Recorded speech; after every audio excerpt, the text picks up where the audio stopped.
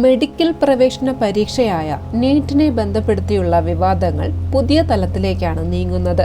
ബീഹാറിൽ നീറ്റ് പരീക്ഷയിൽ ചോദ്യപേപ്പർ ചോർന്നെന്ന ആരോപണം എത്തി നിൽക്കുന്നത് കുപ്രസിദ്ധമായ സോൾവർ ഗ്യാങ്ങിലേക്കാണ്. രാജ്യവ്യാപകമായി മത്സര പരീക്ഷകളിൽ ഉൾപ്പെടെ വൻ ക്രമക്കേടുകൾ നടത്തുന്നതും വലിയ ശൃംഖലയുള്ളതുമായ സോൾവർ ഗ്യാങ്ങിന്റെ തലവനായ രവി അത്രയുടെ നേതൃത്വത്തിലാണ് പരീക്ഷ തട്ടിപ്പ് നടത്തിയതെന്ന് ബീഹാർ പോലീസ് കണ്ടെത്തി. ബീഹാറിൽ പേപ്പർ ചോർന്നതായി അന്വേഷണത്തിൽ കണ്ടെത്തിയതിനെ തുടർന്ന് മേയിൽ നടന്ന നീറ്റ് UG പരീക്ഷകൾ റദ്ദാക്കേണ്ടി വന്നു. മെയ് 5 നടന്ന നീറ്റ് UG പരീക്ഷയിൽ 67 വിദ്യാർത്ഥികൾക്ക് 720 എന്ന മികച്ച സ്കോർ നേടിയതോടെയാണ് നീറ്റ് പരീക്ഷാ ക്രമക്കേട് ആരോപണം ഉയർന്നത്. തുടക്കത്തിൽ നാഷണൽ ടെസ്റ്റിംഗ് ഏജൻസി നൽകിയ ഒരു തെറ്റായ ചോദ്യവും അതിനു നൽകിയ ഗ്രേസ് മാർക്കുമാണ് ഒന്നാം റാങ്കുകാർ കൂടാൻ കാരണം. ബീഹാർ പോലീസ് നടത്തിയ അന്വേഷണത്തിൽ ഒരു പരീക്ഷാ പേപ്പർ ചോർന്നതായി കണ്ടെത്തി. ഇത് വ്യാപകമായ വിദ്യാർത്ഥി രോഷത്തിനും സമര പരമ്പരകൾക്കും തുടക്കമിട്ടു. ചോദ്യപേപ്പർ ചോർന്ന സംഭവം ദേശീയ തലത്തിൽ ശ്രദ്ധയാകർഷിച്ചു.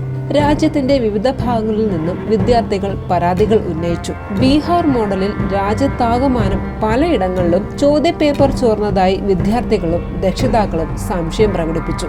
മൂന്നാം മോദി സർക്കാരിന്റെ തുടക്ക സമയത്ത് തന്നെ രാജ്യം ഞെട്ടിയ ചോദ്യപേപ്പർ ചോർച്ച കഥ വന്നതോടെ NDAയും അതുപോലെ കേന്ദ്ര സർക്കാരും വെട്ടിലായി. മത്സര പരീക്ഷകളിൽ തട്ടിപ്പ് നടത്തി കുപ്രസിദ്ധി ആർജിച്ച ക്രിമിനൽ സംഘമാണ് സോൾവർ ഗ്യാങ്. രവി അത്ര എന്ന അധോലോക ബന്ധമുള്ള കുറ്റവാളിയാണ് സോൾവർ ഗ്യാങ്ങിന്റെ ബുദ്ധികേന്ദ്രം. രാജ്യമൊട്ടാകെ വ്യാപിച്ചു കിടക്കുന്ന വലിയൊരു റാക്കറ്റിന്റെ പ്രധാന പ്രവർത്തന മേഖല ഉത്തരേന്ത്യയിലാണ്.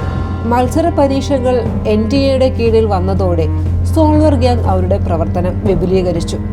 NDAയിലെ ചില ഉദ്യോഗസ്ഥരെയും സംസ്ഥാനങ്ങളിൽ പരീക്ഷാ നടത്തിപ്പുമായി ബന്ധപ്പെട്ട് പ്രവർത്തിക്കുന്ന സംസ്ഥാനങ്ങളിൽ നിന്നും ഇവർ ആളുകളെ തിരഞ്ഞെടുക്കുകയും ലക്ഷക്കണക്കിന് രൂപ വാഗ്ദാനം ചെയ്യുകയും ചെയ്തു. ഇങ്ങനെ പരീക്ഷാ നടത്തിപ്പുമായി ബന്ധപ്പെട്ട് ഒരു ക്രിമിനൽ ഗ്യാങ്ങും അവരെ നിയന്ത്രിക്കാനും നിർദ്ദേശങ്ങൾ നൽകാനും രവി അത്രയടക്കമുള്ളവർ ഒരു സിൻഡിക്കേറ്റ് രൂപീകരിച്ച് പ്രവർത്തനം തുടങ്ങി. ഒരിക്കലും പിടിക്കപ്പെടില്ലെന്ന് കരുതുന്ന ഉത്തരേന്ത്യൻ ഗ്രാമങ്ങളിലും ചെറിയ പട്ടണങ്ങളിലും ഇവരുടെ പ്രവർത്തനം വ്യാപിപ്പിച്ചു. സോഷ്യൽ മീഡിയ പ്ലാറ്റ്ഫോമുകളിലൂടെ ഉത്തരങ്ങൾ മുഴുവൻ നൽകി ചോദ്യപേപ്പറുകൾ വിതരണം ചെയ്യുന്നതാണ് ഇവരുടെ രീതി. ഇതിനായി രാജ്യത്താകമാനം വലിയൊരു ശൃംഖല പ്രവർത്തിക്കുന്നുണ്ട്. വിദ്യാർത്ഥികൾക്ക് കൂടുതൽ പണം നൽകി അവർക്ക് പകരം പരീക്ഷ എഴുതുന്ന ഒരു പ്രോക്സിയായ മുന്നാഭായ് നേടാനുള്ള ഓപ്ഷനും സംഘം വാഗ്ദാനം ചെയ്യുന്നുണ്ട്. മുന്നാഭായ് ഉയർന്ന സ്കോർ നേടുമെന്ന് ഉദ്യോഗാർത്ഥികൾക്ക് ഉറപ്പു നൽകുന്നുണ്ട്. ഉറപ്പാക്കിയ വിജയത്തിനായി വലിയ വില നൽകാൻ തയ്യാറുള്ള വിദ്യാർത്ഥികൾക്ക് പേപ്പറുകൾ നൽകുന്നു. മുൻപ് പരീക്ഷാ പേപ്പർ ചോർച്ചയിൽ പങ്കാളിയായി കുപ്രസിദ്ധനായ അത്രി വിവിധ സംസ്ഥാനങ്ങളിൽ പോലീസിന്റെ കണ്ണിൽപ്പെടാതെ പ്രവർത്തിച്ചു വരികയായിരുന്നു. 2007 മെഡിക്കൽ പ്രവേശന പരീക്ഷയ്ക്ക് തയ്യാറെടുക്കാൻ രവി അത്രയുടെ മാതാപിതാക്കൾ രാജസ്ഥാനിലെ കോട്ടയിലേക്ക് അയച്ചു. വർഷങ്ങളുടെ തയ്യാറെടുപ്പിന് ശേഷം 2012 പരീക്ഷ പാസായ അത്രി PGI റോഹ്തക്കിൽ പ്രവേശനം നേടി. എന്നാൽ 4ാം വർഷത്തിൽ അത്രി പഠനം ഉപേക്ഷിച്ചു. അപ്പോഴേക്കും പരീക്ഷാ മാഫിയയുമായി സമ്പർക്കം പുലർത്തിയിരുന്നതായും മറ്റു ഉദ്യോഗാർത്ഥികളുടെ പ്രോക്സിയായി ഇരിക്കുകയായിരുന്നുവെന്നും അധികൃതർ പറയുന്നു. ചോർന്ന പേപ്പറുകൾ വിദ്യാർത്ഥികൾക്കിടയിൽ പ്രചരിക്കുന്നതിലും അത്രി പ്രധാന പങ്ക് വഹിക്കാൻ തുടങ്ങി.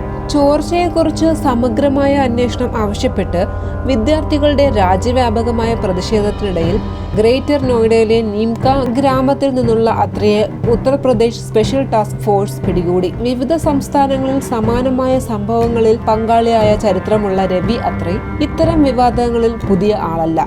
അത്രിയുടെ പ്രവർത്തനങ്ങളെ ചുറ്റിപ്പറ്റി വർഷങ്ങളായി സംശയം നിലനിൽക്കുന്നതിനെ തുടർന്നാണ് ഓഗസ്റ്റ് 2012 മെഡിക്കൽ പരീക്ഷാ പ്രവേശന പേപ്പറുകൾ ചോർത്തിയെന്ന സംശയത്തിൽ ഡൽഹി പോലീസ് ക്രൈംബ്രാഞ്ച് അറസ്റ്റ് ചെയ്തതോടെയാണ് അത്രി ആദ്യമായി പ്രസിദ്ധി നേടിയത്.